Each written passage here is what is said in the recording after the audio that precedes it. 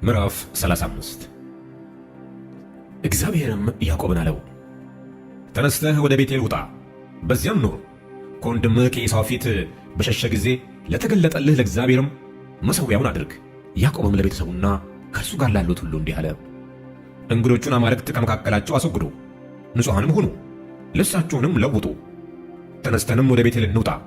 በዚያም በመከራዬ ጊዜ ለሰማኝ በሄድኩበትም መንገድ ከኔ ጋር ለነበረው ለእግዚአብሔር መሠዊያን አደርጋለሁ። በእጃቸው ያሉትንም እንግዶች አማልክት ሁሉ በጆሮአቸውም ያሉትን ጉትቾች ለያዕቆብ ሰጡት። ያዕቆብም በሴኬም አጠገብ ካለችው የአድባር ዛፍ በታች ቀበራቸው።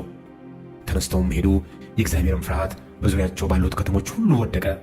የያዕቆብንም ልጆች ለማሳደድ አልተከተሏቸውም። ያዕቆብም እርሱ ከእርሱ ጋርም የነበሩት ሰዎች ሁሉ በከናን ምድር ወዳለች ወደ ሎዛ መጡ። እርሷም ቤቴል ናት። በዚያም መሠዊያን ሠራ። የዚያንም ቦታ ስም ኤልቤቴል ብሎ ጠራው። እርሱም ከወንድሙ ፊት በሸሸበት ጊዜ እግዚአብሔር በዚያ ተገልጦለት ነበርና። የርብቃ ሞግዚት ዲቦራም ሞተች። በቤቴልም ከአድባር ዛፍ በታች ተቀበረች። ስሙም አሎን ባኩት ተብሎ ተጠራ። እግዚአብሔርም ለያዕቆብ ከሁለት ወንዞች መካከል ከሶርያ ከተመለሰ በኋላ እንደገና ተገለጠለት፣ ባረከውም።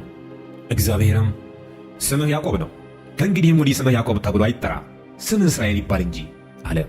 ስሙንም እስራኤል ብሎ ጠራው። እግዚአብሔርም አለው፣ ሁሉን ቻይ አምላክ እኔ ነኝ፣ ብዛ ተባዛም። ሕዝብና የአሕዛብ ማኅበር ካንተ ይሆናል፣ ነገሥታትም ከጉልበቱ ይወጣሉ። ለአብርሃምና ለይስሐቅም የሰጠኋትን ምድር ለአንተ እሰጣለሁ፣ ካንተም በኋላ ለዘርህ ምድሪቱ እሰጣለሁ። እግዚአብሔርም ከእርሱ ጋር ከተነጋገረበት ስፍራ ወደ ላይ ወጣ። ያዕቆብም እግዚአብሔር ከእርሱ ጋር በተነጋገረበት ቦታ የድንጋይ ሐውልት ተከለ፣ የመጠጥ መሥዋዕትንም በእርሱ ላይ አፈሰሰ፣ ዘይትንም አፈሰሰበት። ያዕቆብም እግዚአብሔር ከእርሱ ጋር የተነጋገረበትን ያን ቦታ ቤቴል ብሎ ጠራው። ከቤቴልም ተነሱ፣ ወደ ኤፍራታም ሊደርሱ ጥቂት ሲቀራቸው ራሔልን ምጥ ያዛት፣ በምጡም ተጨነቀች። ምጡም ባስጨነቃት ጊዜ አዋላጂቱ አትፍሪ፣ ይሄኛው ደግሞ ወንድ ልጅ ይሆንሻልና አለቻት። እርሷም ስትሞት ነፍሷ በምትወጣበት ጊዜ ስሙን ቤንኦኒ ብላ ጠራችው። አባቱ ግን ብንያም አለው። ራሔልም ሞተች፣ ወደ ኤፍራታ በምትወስደው መንገድ ተቀበረች። እርሷም ቤተልሔም ናት። ያዕቆብም በመቃብሯ ላይ ሐውልት አቆመ። እርሱም እስከ ዛሬ የራሔል የመቃብሯ ሐውልት ነው። እስራኤልም ከዚያ ተነሳ፣ ድንኳኑንም ከጋዴር ግንብ በስተ ወዲያ ተከለ። እስራኤልም በዚያች አገር በተቀመጠ ጊዜ ሮቤል ሄደ፣ የአባቱንም ቁባት ባላን ተገናኛት። እስራኤልም ሰማ። የያዕቆብ ልጆች 12 ናቸው። የልያ ልጆች የያዕቆብ በኩር ልጅ ሮቤል፣ ስምዖን፣ ሌዊ፣ ይሁዳ፣ ይሳኮር፣ ዛብሎን። የራሔል ልጆች ዮሴፍ፣ ብንያም። የራሔል ባሪያ የባላ ልጆችም ዳን፣ ንፍታሌም። የልያ ባሪያ የዘለፋ ልጆችም ጋድ፣ አሴር። እነዚህ በሁለቱ ወንዞች መካከል በሶርያ የተወለዱለት የያዕቆብ ልጆች ናቸው። ያዕቆብም ወደ አባቱ ወደ ይስሐቅ አብርሃምና ይስሐቅ እንግዶች ሆነው ወደ ተቀመጡባት ወደ መምሬ ወደ ቅርያት አርባቅ እርሷም ኬብሮን ወደምትባለው መጣ። የይስሐቅም ዕድሜ 180 ዓመት ሆነ። ይስሐቅም ነፍሱን ሰጠ፣ ሞተም። ሸምግሎ ዕድሜንም ጠግቦ ወደ ወገኖቹ ተከማቸ። ልጆቹም ኤሳውና ያዕቆብ ቀበሩት።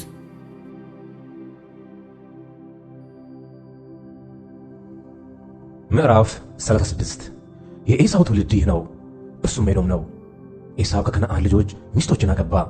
የኬጢያዊውን የኤሎንን ልጅ አዳን፣ የእብያዊው የጾብዕን ልጅ አና፣ የወለዳትን አህሊባማን፣ የእስማኤልን ልጅ የነቢያቱን እህት ቤስሞትን። አዳ ለኤሳው ኤልፋዝን ወለደች። ቤስሞትም ራጉኤልን ወለደች። አህሊባምም የዑስን የዕላምን ቆሬን ወለደች። በከነዓን ምድር የተወለዱት የኤሳው ልጆች እነዚህ ናቸው። ኤሳው ሚስቶችን፣ ወንዶች ልጆችንና ሴቶች ልጆቹን፣ ቤተሰቡንም ሁሉ፣ ከብቱንም ሁሉ፣ እንስሶቹንም ሁሉ በከነዓንም ሀገር ያገኘውን ይዞ ከወንድሙ ከያዕቆብ ፊት ወደ ሌላ ሀገር ሄደ። ከብታቸው ስለበዛ በአንድነት ይቀመጡ ዘንድ አልቻሉም። በእንግድነት የተቀመጡባት ምድር በከብታቸው ብዛት የተነሳ ልትበቃቸው አልቻለችም። ኤሳውም በሴይር ተራራ ተቀመጠ። ኤሳውም ኤዶም ነው። በሴይር ተራራ የሚኖሩ የኤዶማውያን አባት የኤሳው ትውልድ ይህ ነው። የኤሳው ልጆች ስም ይህ ነው። የኤሳው ሚስት የአዳ ልጅ ኤልፋዝ፣ የኤሳው ሚስት የቤስሞት ልጅ ራጉኤል። የአልፋዝም ልጆች እነዚህ ናቸው፣ ቴማን፣ ኦማር፣ ስፎ፣ ጎቶም፣ ቄኔዝ። ቲምናዕም ለኤሳው ልጅ ለኤልፋዝ የጭንገረድ ነበረች። አማሌቅንም ለኤልፋዝ ወለደችለት። የኤሳው ሚስት የአዳ ልጆች እነዚህ ናቸው። የራጉኤልም ልጆች እነዚህ ናቸው፣ ናሆት፣ ዛራ፣ ሳማ፣ ሚዛህ። እነዚህም የኤሳው ሚስት የቤስሞት ልጆች ናቸው። የጽብዖን ልጅ የአና ልጅ የኤሳው ሚስት የአህሊባማ ልጆች እነዚህ ናቸው፣ ለኤሳውም ዑስን፣ የኤላማን ቆሬን ወለደች። ለኤሳው የበኩር የአልፋስ ልጆች ቴማን አለቃ፣ ኦማር አለቃ፣ ሱፎ አለቃ፣ ቄኔዝ አለቃ፣ ቆሬ አለቃ፣ ጎቶም አለቃ፣ አማሌቅ አለቃ፣ በኤዶም ምድር የኤልፋዝ አለቆች እነዚህ ናቸው። እነዚህ የዓዳ ልጆች ናቸው። የኤሳው ልጅ የራጉኤል ልጆች እነዚህ ናቸው። ናሖት አለቃ፣ ዛራ አለቃ፣ ሳማ አለቃ፣ ሚዛህ አለቃ። በኤዶም ምድር የራጉኤል ልጆች አለቆች እነዚህ ናቸው። እነዚህም የኤሳው ሚስት የቤስሞት ልጆች ናቸው። የኤሳው ሚስት የአሊባማ ልጆች እነዚህ ናቸው። የዑስ አለቃ፣ የኤላም አለቃ፣ ቆሬ አለቃ፣ የኤሳው ሚስት የአና ልጅ የአሊባማ አለቆች እነዚህ ናቸው። የኤሳው ልጆችና አለቆቻቸው እነዚህ ናቸው። እርሱም ኤዶም ነው። በዚያች ሀገር የተቀመጡ የሆሪው የሴር ልጆች እነዚህ ናቸው። ሎጣን፣ ሶባል፣ ጽብዖን፣ አና፣ ዲሶን፣ ኤጽር፣ ዲሳን። እነዚህ በኤዶም ምድር የሆሪው የሴር ልጆች አለቆች ናቸው። የሎጣ ልጆችም ሆሪ፣ ሄማም ናቸው። የሎጣንም እህት ቲምናዕ ናት። የሶባል ልጆችም እነዚህ ናቸው። አልዋን፣ ማንሃት፣ ኤባል፣ ስፎ፣ አውናእም። የጽብዖን ልጆችም እነዚህ ናቸው። አይናአ። ይህም አና በምድረ በዳ የአባቱን የጽብዖንን አህዮች ሲጠብቅ ፍሎዎችን ያገኘ ነው። የአና ልጆችም እነዚህ ናቸው። ዲሶን፣ አህሊባማም የአና ሴት ልጅ። የዲሶንም ልጆች እነዚህ ናቸው።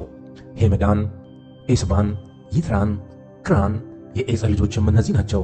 ቢልሃዝ፣ ዛዕዋን፣ አቃን። የዲሳን ልጆችም እነዚህ ናቸው። ዑዝ፣ አራን። የሆሪ አለቆች እነዚህ ናቸው። ሎጣን አለቃ፣ ሶባል አለቃ፣ ጽብዖን አለቃ፣ አና አለቃ፣ ዲሶን አለቃ፣ ኤጽር አለቃ፣ ዲሳን አለቃ። በሴር ምድር አለቆች የሆኑ የሆሪ አለቆች እነዚህ ናቸው። በእስራኤል ልጆች ላይ ንጉሥ ከመኖሩ በፊት በኤዶም ሀገር የነገሱ ነገሥታት እነዚህ ናቸው። በኤዶምም በቢዖር ልጅ ባላቅ ነገሠ። የከተማውም ስም ይንሃዋ ናት። ባላቅም ሞተ። በስፍራውም የባሶራዊ የዛራ ልጅ ኢዮባብ ነገሠ። ኢዮባብም ሞተ። በስፍራውም የተማኒው አገር ሁሳም ነገሠ። ሁሳምም ሞተ። በስፍራውም የምድያም ሰዎች የሞዓብ ሜዳ የባዳድ ልጅ ሃዳድ ነገሠ። የከተማውም ስም አዊት ተባለ። ሃዳድም ሞተ። በስፍራውም የመስሬቃው ሳምላ ነገሠ። ሳምላም ሞተ። በስፍራውም በወንዝ አጠገብ ካለችው ከረሆቦት ሳኦል ነገሠ። ሳኦልም ሞተ። በስፍራውም የአክቦር ልጅ የባልሃንን ነገሠ። የአክቦር ልጅ ባልሃንን ሞተ። በስፍራውም ሃዳር ነገሠ። የከተማውም ስም ፋኡ ነው። ሚስቱም የሚዛሃብ ልጅ መጥሬ የተወለደቻት መሄጣብኤል ትባላለች። የኤሳውም ያለቆቹ ስም በየወገናቸው በየስፍራቸው በየስማቸው ይህ ነው። ቴምንዓ አለቃ፣ አልዋ አለቃ፣ የቴት አለቃ፣ አህሊባም አለቃ፣ ኤላ አለቃ፣ ፊኖን አለቃ፣ ቄኔዝ አለቃ፣ ቴማን አለቃ፣ ሚብሳር አለቃ፣ መግዲኤል አለቃ፣ ኢራም አለቃ። እነዚህ በግዛታቸው ምድር በየመኖሪያቸው የኤዶም አለቆች ናቸው። የኤዶማውያን አባት ይህ ኤሳው ነው።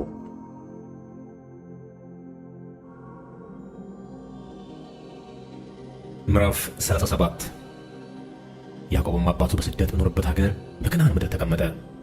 ያዕቆብም ትውልድ ይህ ነው። ዮሴፍ የ17 ዓመት ልጅ በሆነ ጊዜ ከወንድሞቹ ጋር በጎችን ይጠብቅ ነበር። እርሱም ከአባቱ ሚስቶች ከባህላና ከዘለፋ ልጆች ጋር ሳለ ብላቴና ነበረ። ዮሴፍም የክፋታቸውን ወሬ ወደ አባታቸው አመጣ። እስራኤልም ዮሴፍን ከልጆቹ ሁሉ ይልቅ ይወደው ነበረ። እርሱም በሽምግልናው የወለደው ነበርና በብዙ ኅብር ያጌጠች ቀሚስ አደረገለት። ወንድሞቹም አባታቸው ከልጆቹ ሁሉ ይልቅ እንዲወደው ባዩ ጊዜ ጣሉት፣ በሰላም ይናገሩትም ዘንድ አልቻሉም። ዮሴፍም ሕልምን አለመ፣ ለወንድሞቹም ነገራቸው። እነርሱም እንደገና በብዙ ጣሉት። እርሱም አላቸው፣ እኔ ያለምኩትን ሕልም ስሙ። እነሆ እኛ በእርሻ መካከል ነዶ ስናስም ነበርና፣ እነሆም የኔ ነዶ ቀጥ ብላ ቆመች። የእናንተም ነዶች በዙሪያ ከበው እነሆ ለእኔ ነዶ ሰገዱ። ወንድሞቹም በእኛ ላይ ልትነግሥብን ይሆን ወይስ ልትገዛ ይሆን አሉት። እንደገናም ስለ ሕልሙና ስለ ነገሩ ይልቁኑ ጠሉት። ደግሞም ሌላ ሕልምን አለመ፣ ለወንድሞቹም ነገራቸው። እንዲህም አለ፣ እነሆ ደግሞ ሌላ ሕልምን አለምሁ። እነሆ ፀሐይና ጨረቃ 11 ከዋክብትም ሲሰግዱልኝ አየሁ። ለአባቱና ለወንድሞቹም ነገራቸው። አባቱም ገሠጸው፣ እንዲህም አለው፣ ይህ ያለምኸው ሕልም ምንድን ነው? በውኑ እኔና እናትህ ወንድሞችህም መጥተን በምድር ላይ እንሰግድልህ ይሆን? ወንድሞቹም ቀኑበት። አባቱ ግን ነገሩን ይጠብቀው ነበር። ወንድሞቹም በሴኬም የአባታቸውን በጎች ይጠብቁ ዘንድ ሄዱ። እስራኤልም ዮሴፍን ወንድሞችህ በሴኬም በጎችን የሚጠብቁ አይደሉምን? ወደ እነርሱ ልክ ዘንድ ና አለው። እርሱም እነሆኝ አለው። እርሱም ሄደህ ወንድሞችህና በጎቹ ደህና እንደሆኑ እይ ወሬያቸውንም አምጣልኝ አለው። እንዲሁም ከኬብሮን ቆላ ሰደደው፣ ወደ ሴኬም መጣ። እነሆም በምድረ በዳ ሲቆዘበዝ ሳለ አንድ ሰው አገኘው። ሰውየውም ምን ትፈልጋለህ ብሎ ጠየቀው። እርሱም ወንድሞችን እፈልጋለሁ፣ በጎቹን የሚጠብቁበት ወዴት እንደሆነ እባክህ ንገረኝ አለ። ሰውየውም ከዚህ ተነስተዋል፣ ወደ ዶታይን እንሂድ ሲሉም ሰምቻቸዋለሁ አለው። ዮሴፍም ወንድሞቹን ተከታትሎ ሄደ፣ በዶታይንም አገኛቸው። እነርሱም በሩቅ ሳለ አዩት። ወደ እነርሱም ገና ሳይቀርብ ይገሉት ዘንድ በእርሱ ላይ ተማከሩ። አንዱም ላንዱ እንዲህ አለው፣ ያ ባለ ሕልም ይኸው መጣ። አሁንም ኑ እንግደለውና በአንድ ጉድጓድ ውስጥ እንጣለው፣ ክፉ አውሬም በላው እንላለን፣ ከሕልሞቹም የሚሆነውን እናያለን። ሮቤልም ይህንን ሰማ፣ ከእጃቸውም አዳነው፣ እንዲህም አለ፣ ሕይወቱን እናጥፋ። ሮቤል ደም አታፍስሱ፣ በዚች ምድረ በዳ ባለችው ጉድጓድ ጣሉት፣ ነገር ግን እጃችሁን አትጣሉበት አላቸው። እንዲህም ማለቱ ከእጃቸው ሊያድነውና ወደ አባቱ ሊመልሰው ነው። እንዲህም ሆነ። ዮሴፍም ወደ ወንድሞቹ በቀረበ ጊዜ የለበሳትን በብዙ ኅብር ያጌጠችውን ቀሚሱን ገፈፉት፣ ወስደውም ወደ ጉድጓድ ጣሉት። ጉድጓዱም ውሃ የሌለበት ደረቅ ነበረ። እንጀራም ሊበሉ ተቀመጡ። ዓይናቸውንም አንስተው አዩ፣ እነሆም የእስማኤላውያን ነገዶች ወደ ግብፅ ለመውረድ ከገለአድ መጡ። ገመሎቻቸውም ሽቶና በለሳን ከርቤም ተጭነው ነበር። ይሁዳም ወንድሞቹን እንዲህ አላቸው፣ ወንድማችንን ገድለን ደሙን ብንሸሽግ ጥቅማችን ምንድን ነው? ኑ ለእስማኤላውያን እንሽጠው፣ እጃችንን ግን በእርሱ ላይ አንጣል፣ ወንድማችን ሥጋችንም ነውና። ወንድሞቹም የእርሱን ነገር ሰሙት። የምድያም ነጋዴዎችም አለፉ። እነርሱም ዮሴፍን አንስተው ከጉድጓድ አወጡት። ለእስማኤላውያንም ዮሴፍን በ20 ብር ሸጡት። እነርሱም ዮሴፍን ወደ ግብፅ ወሰዱት። ሮቤልም ወደ ጉድጓዱ ተመለሰ፣ እነሆም ዮሴፍ በጉድጓድ የለም። ልብሱንም ቀደደ። ወደ ወንድሞቹም ተመልሶ ብላቴናው የለም፣ እንግዲህ እኔ ወዴት እሄዳለሁ አለ። የዮሴፍንም ቀሚስ ወሰዱ፣ የፍየል አውራም አርደው ቀሚሱን በደም ነከሩት። ብዙ ኅብር ያለበትን ቀሚሱንም ላኩ። ወደ አባታቸውም አገቡት፣ እንዲህም አሉት፣ ይህንን አገኘን። ይህ የልጅ ልብስ እንደሆነ ወይም እንዳልሆነ እስኪ እየው። እርሱም አውቆ የልጄ ቀሚስ ነው፣ ክፉ አውሬ በልቶታል፣ ዮሴፍ በእርግጥ ተቦጫጭቋል አለ። ያዕቆብም ልብሱን ቀደደ፣ በወገቡም ማቅ ታጥቆ ለልጁ ብዙ ቀን አለቀሰ። ወንዶች ልጆቹና ሴቶች ልጆቹም ሁሉ ሊያጽናኑት ተነሱ። መጽናናትን እምቢ አለ። እንዲህም አለ፣ ወደ ልጄ ወደ ሙታን ስፍራ እያዘንኩ ወርዳለሁ። አባቱም ስለ እርሱ አለቀሰ። እነዚያ የምድያም ሰዎች ግን ዮሴፍን በግብፅ ለፈርዖን ጃንደረባ ለዘበኞቹ አለቃ ለጲጥፋራ ሸጡት።